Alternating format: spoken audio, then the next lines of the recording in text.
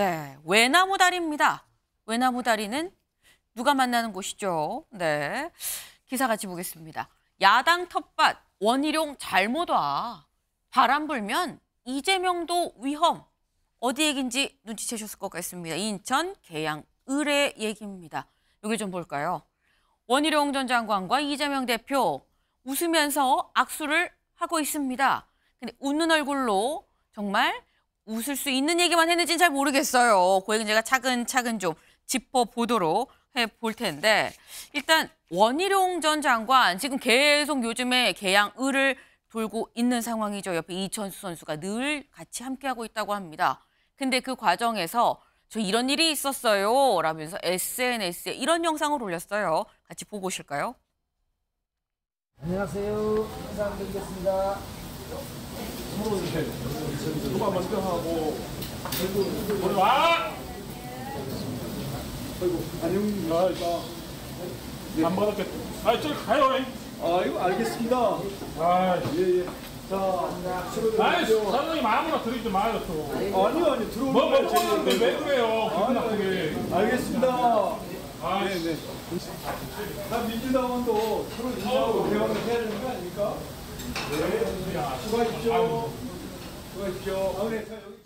네, 원희룡 전 장관 사실 식당에 들어가서 아유 안녕하세요 인사를 하는데 아유 밥맛 떨어지는데 뭐 사장님 이런 사람 드리지 마요 막 이런 지금 반응을 받았습니다. 문 전 박대는 아닙니다만 문 안으로 들어가기만 했지 박대는 받은 상황이 좀 확실한데 지금 영상을 보면 확실히 야당 텃밭이 맞는 것 같다 계양을이라는 생각이 들어요. 근데 여기선 바람 불면 이재명도 위험하다라는 게 또 다른 제목이기도 하죠. 윤주진 위원님. 예.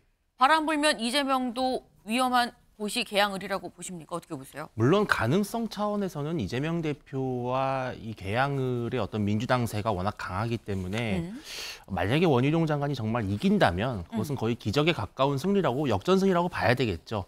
그럼에도 불구하고 과거에 이제 두 번의 사례를 좀 반추해 보면 첫 번째 과거에 문재인 전 대통령이 부산 사상구에 나갔을 때 그 당시에 새누리당에서 손수조라고 하는 인물을 투입해서 상당히 문재인 대통령을 곤혹스럽게 만들었던 선거가 있었죠.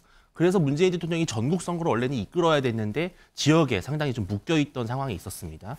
두 번째는 바로 직전 총선에서 황교안 전 대표도 같은 딜레마에 놓여 있었습니다. 원래는 그 당시에 상당한 대권 주자였고 전국 선거를 지휘해야 되는데 이낙연 전 대표와의 종로 선거에 완전히 묶여서 행보가 좀 많이 제한적이었죠. 지금 이렇게 원희룡 후보가 이재명 후보를 상대로 이렇게 계속해서 도전의 어떤 도전장을 내미는 것은 승패 여부를 떠나서 이재명 대표의 전국 선거 전략을 상당히 어렵게 만드는 효과가 있습니다. 그래서 이재명 후보 입장에서는 여러 지금 전체 지역구를 돌면서 본인의 친명 후보들 지원 사격에 나서야 되거든요. 근데 그렇게 하지 못하는 상황을 원희룡 후보가 계속 만들면서 원희룡 후보는 자기 선거도 하고 있지만 전체 국민의힘의 선거를 좀 긍정적으로 이끌어가는 효과가 있고 그 공로가 인정이 돼서 정말 바람이 불면은 아주 간소한 차이의 승리도 가능하지 않을까 그렇게 보입니다.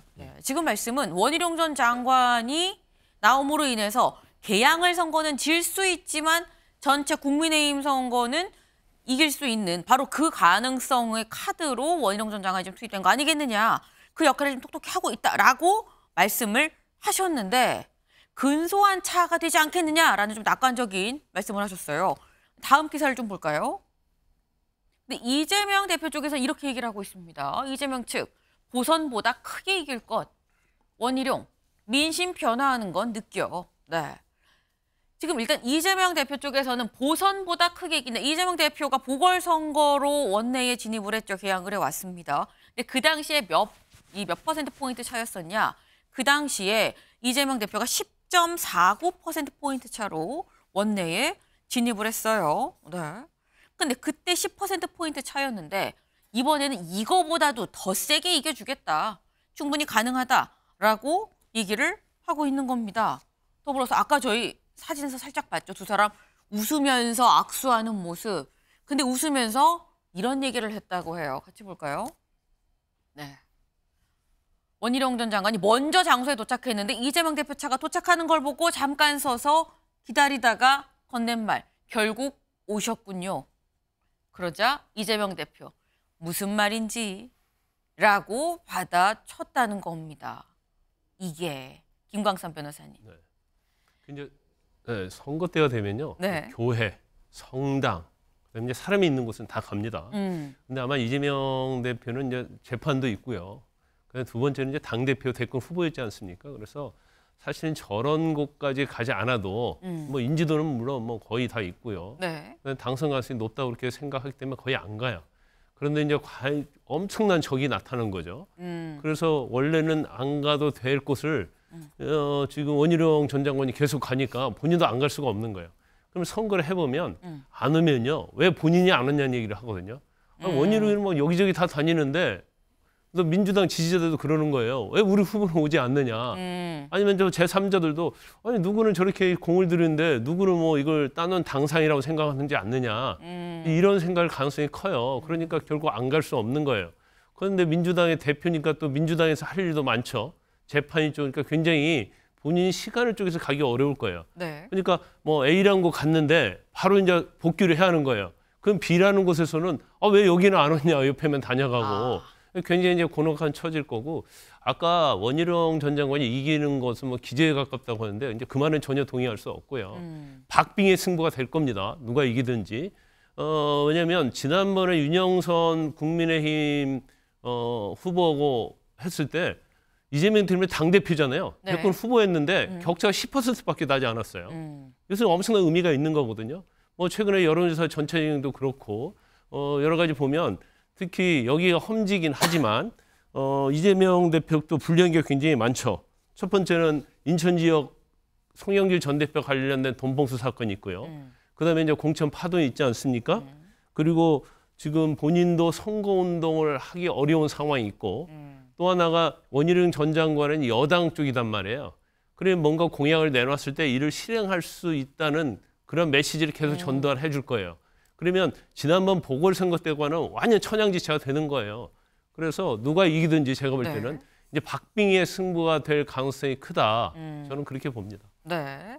지금 김광삼 변호사님은 박빙의 승부일 것이다라고 전망을 하셔서 그러면서 이재명 대표 입장에선 엄청난 적이 온 거다. 그래서 지금 개항을 해 안 갈래야 안 갈 수가 없는 거 아니겠느냐라고 말씀을 하셨는데 조기현 위원님. 엄청난 적이 왔다. 이재명 대표. 그래서 안 갈래야 안 갈 수 없는 거고 지금 굉장히 좀 곤혹스러운 상황이다라고 말씀하셨거든요. 그렇게 보지 않습니다. 원희룡 장관이 필요 이상으로 의미 부여를 하는 것 같아요. 선거 때 아무리 대표라고 해도 이 정도 안 가는 경우가 있습니까? 적어도 포스트를 찍어놓고 몇 차례 지역 방문은 당연히 하는 거고요. 그 우연히 만난 건데 결국 오셨군요나 이런 표현을 통해서 이재명과 원희룡의 이 구도를 계속 부각시키는 전략을 쓰고 있는 겁니다. 아까 그 식당에서 문전박대와 같은 뭐 이 상황의 영상들도 보면 통상 본인에 대해서 부정적 의미를 주기 때문에 이런 걸 공개하지 않거든요. 그럼에도 불구하고 하는 것은 뭐냐면 계속 개항을 중앙 정치판에 부각시키기 위한 선거를 하고 있는 것인데 물론 주목도는 있지만 뭐 최근에 공천 상황 때문에 전국적으로 일부 지지율 조정이 있긴 하지만 판세가 뒤바뀔 정도의 어떤 상황 변화가 발생할 가능성은 낮고요. 지난 재보궐선거의 10.49% 정도 차이였는데 그 전 선거 2020년 총선에서는 20% 정도 차이가 난 지역입니다.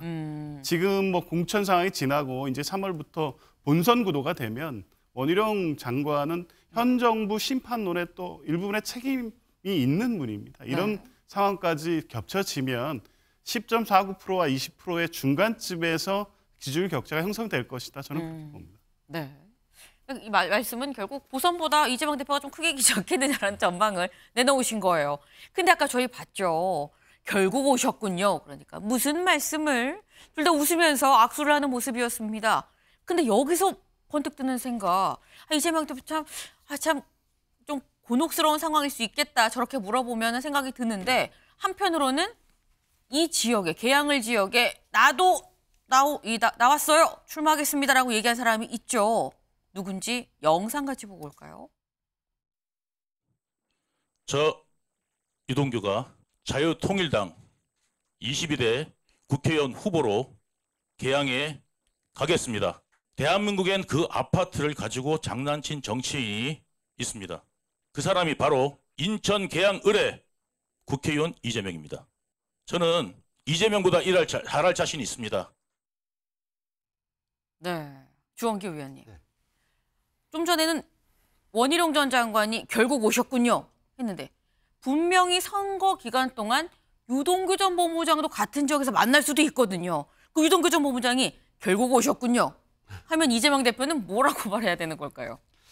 근데 이재명 대표가 별로 크게 의식하지는 않으실 거라고 봐요. 유동규 전 본부장은. 여유 있게 대하실 거라고 생각을 합니다. 왜 그러냐면은 이미 어떤 의미에서는 사법 리스크의 큰 물결 속에서 유동규 지금 후보가 네. 보여주고 있는 행태가 그다지 바람직하지 않고요. 그리고 이렇게 출마하는 것 자체가 정치를 희화화하는 태도가 아닌가라고 싶습니다. 그래서 이재명 대표에게 이게 큰 위협이 될 거라고 생각하지는 않고요. 오히려 원희룡 후보의 표를 분산시킬 수 있는 그런 악조건의 요소가 될 것이다라고 볼 수가 있다고 생각합니다. 그리고 한 가지 더 보탠다면은 이재명 대표가 이번 선거에서는 아마도 또 지지율 격차가 이전보다 윤영선 후보 때보다 벌어질 거라고 생각을 해요. 왜냐하면 윤영선 후보는 국민의힘 후보라기보다는 그 지역에서 일하고 있는 지역 일꾼이라는 정서가 강했어서 10%의 차이의 신승 이제 그런 석패 이런 모양새가 있었는데 네. 원희룡 장관은 잠룡이거든요. 지금 원희룡 장관의 행보는 사실은 이기는 데 있는 게 아니라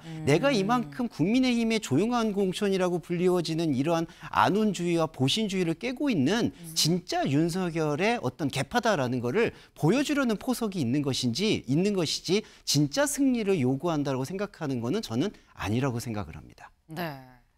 지금 아니다, 박빙 아니다라는 거에 또 한 표를 더 던지셨어요. 네. 지금 사실 개항을 지역 2020년 이후에 쭉 국회의원 선거는 쭉 이 민주당 쪽이 이긴 그런 지역이죠. 이번에 그 원희룡 전 장관이 어느 정도의 파장을 일으킬 수 있을지가 또 관전 포인트가 될 수 있을 것 같습니다.